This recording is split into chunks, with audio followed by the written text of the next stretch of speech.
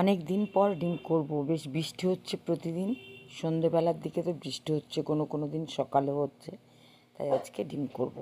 ডিম সেদ্ধ করে নিলাম, নিয়ে তেলের মধ্যে হালকা ভেজে নেব। জিরে, তেজপাতা, শুকনো লঙ্কা ফোড়ন দিচ্ছি।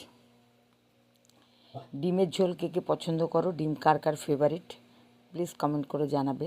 দুটো পেঁয়াজ, বড় বড় পেঁয়াজ, খুব বড় না বেশ, তবে মাঝারি সাইজের বড়, কুচু কুচু করে দিয়ে দিলাম। এটা একটু ভালো করে ব্রাউন কালার করে ভেজে নেব। আমার রান্না তো সাদামাটা হয়, তোমরা জানোই। এবার আলু কোথায় পেলাম? আলু হচ্ছে সেদ্ধ করে ভাতের মধ্যে সেদ্ধ দিয়ে দিয়েছিলাম, সেই আলু খোসা ছাড়িয়ে কেটে নিয়েছি। ডিমের সাথে আলুটাও পেঁয়াজের সঙ্গে ভালো করে ভেজে নিচ্ছি।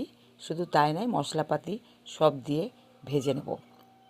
এই একবারে মশলার সাথে ডিম আলু কষিয়ে নেব, তাহলে খেতে সুস্বাদু হবে।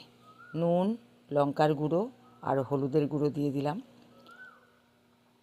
এরপরে আরও গুঁড়ো মশলা দিচ্ছি হচ্ছে দইয়ের মধ্যে একটু আমি জল দিয়েছি। জল দিয়ে ভালো করে ব্লেন্ড করে নিয়েছি দইটা, যাতে কষানোর সময় যে জলটার দরকার হবে সেটা আর আমি অ্যাড করব না। আমার রান্নায় আজকে কিন্তু শুধু পেঁয়াজ, রসুন, আদা কিচ্ছু নেই, শুধু পেঁয়াজ দিয়ে আমি করছি। একদম ঘরোয়া রান্না, তোমরা একবার খেয়ে দেখো।